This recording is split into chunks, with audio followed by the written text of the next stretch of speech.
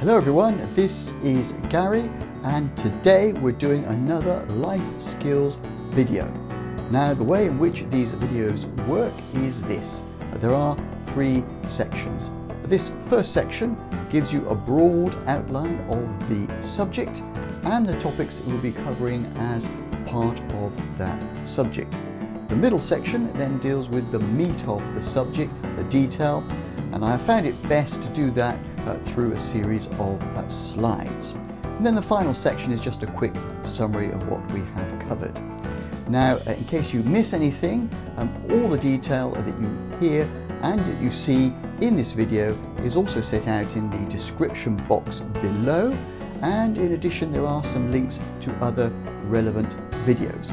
So, having done the quick introduction, let's just get into it. Okay, let's get into it. We're looking here at 5 financial lifesavers. In other words, how to manage your money better. And as I always say, you must read the small print. Now, the first of those lifesavers concerns your income and expenses. I suggest that you save before spending. That is how you approach your income and expenses, because if you do not, you will never get to save anything. How much? Well, I would suggest at least 10% of your total income if possible. I underline the if possible, of course. The second thing I suggest is you prepare a cash flow for the year ahead and review it at least monthly. Now, the cash flow does not have to be that sophisticated. All you are doing here is mapping out during the course of the year when you expect certain bills and other expenses to occur and to match them against your income coming in. And in that way, you can identify the pinch points during your year and plan accordingly. The next thing you need to do is to budget for your income and expenditure for each year.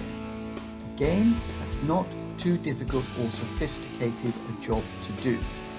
Simply identify how much your total income is going to be from your various sources, and often it's just one source, could be two. And you similarly identify your expenditure for that year. So in other words, your known bills. If you're doing it for the first time, yes, it will involve some estimates. But if you're doing it thereafter, you will be basing your estimates for the next year on bills you incurred in the previous year. Yes, it takes time, it does require effort, but the value is immense in managing your personal finances. And review your progress against that budget at least quarterly. Now, the second lifesaver involves how you manage borrowing.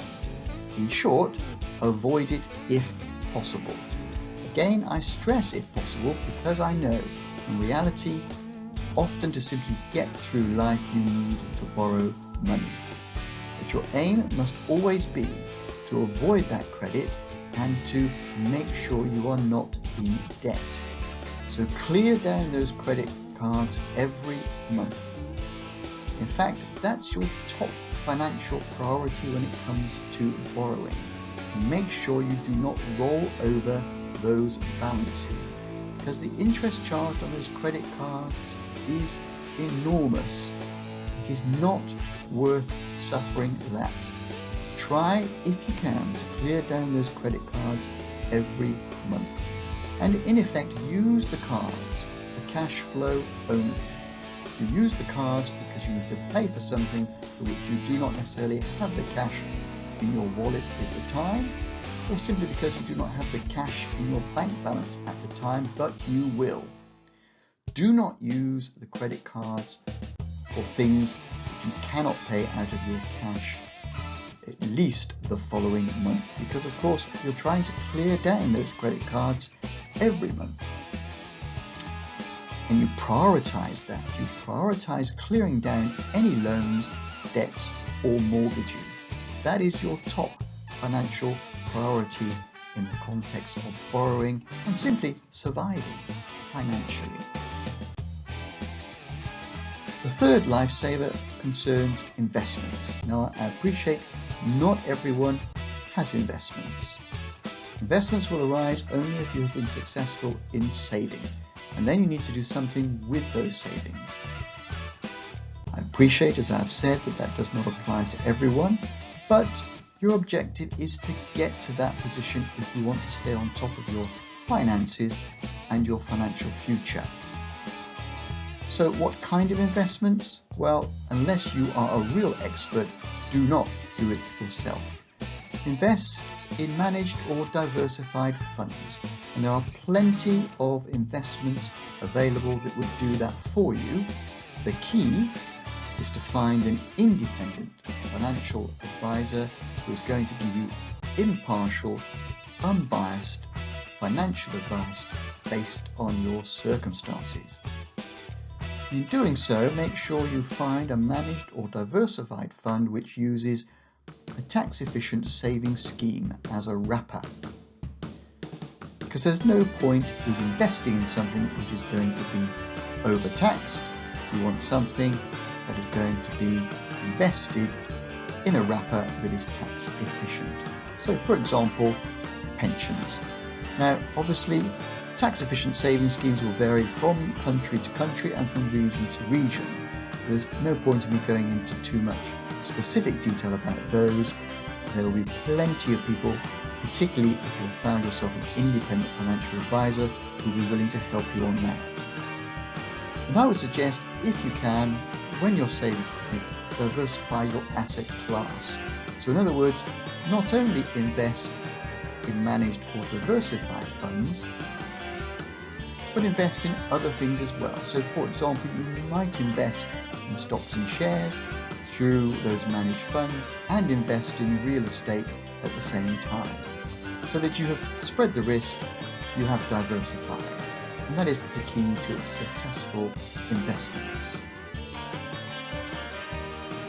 The fourth financial lifesaver is your sources of finance. Where does your money come from? Now, if possible, and again, triple underlined if possible, because this is not possible for everyone at the beginning, but it is possible for many in time if you stay focused on this. You try to develop more than one source of income. When I say a source of income, I do not mean only being paid for the hours you work. That is active income. I mean, in addition, if you can, try to develop a passive source of income. So what's a passive source of income? Well, at its most simplest, for example, interest that you might earn on your savings is passive income, because it is earning you money while you are not working, as opposed to earning money while you are working. Real estate, for example, can generate passive income. It does require active management, but while you are working on your active income, you can be earning passive income in the form of rental income. But it's got to be something you like and understand. Again, there's no point in trying to get a source of finance in something that you don't like, or worse still, don't understand. Finally, you need to protect yourself. Against what? Well, it's a lifesaver that there will be events in your life that will destroy your finances. So you need to protect yourself against those.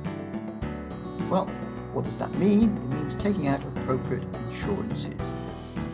Now, you don't have to have insurances for absolutely everything, but you need insurances for key things. So obvious examples, which you will be all too familiar with, would be house insurance, motor insurance, but other insurances like life insurance, where you have got dependents or you've got a need for income in the future, or indeed insuring yourself against business failure. Take out appropriate insurance. And where do you get the advice on that? Your independent financial advisor. I'm not one, so I'm not pushing that for its own sake. I'm pushing that out of experience. getting that independent financial advice from an unbiased source is invaluable and is part of the protection. Obtain independent advice. And especially obtain advice for anything you don't understand. It's all too easy to go into something which sounds good to be true. And too good to be true, it usually is too good to be true. And that's often because you simply don't understand what's involved. So don't do it if you don't understand it. And don't go ahead until you understand it, and keep asking questions until you understand. Anyone who's giving you advice won't mind if you ask questions. What is important is that you don't let go of your money without knowing what's going on and why things are happening. Don't go ahead until you understand, and keep asking questions until you do. And it is as easy as that. Okay, so I hope you found that life skills video useful and interesting. And as I've said before, all the detail which I've covered in this video is also set out to assist you in the description box below, and you will also see a number of links to other relevant life skills videos. Now all that's really left for me to say after that is that if you like this video, please mark it as a like, and if you wish to see more videos like this, then please subscribe. Finally then, let me just say thank you very much for watching this video, and bye for now.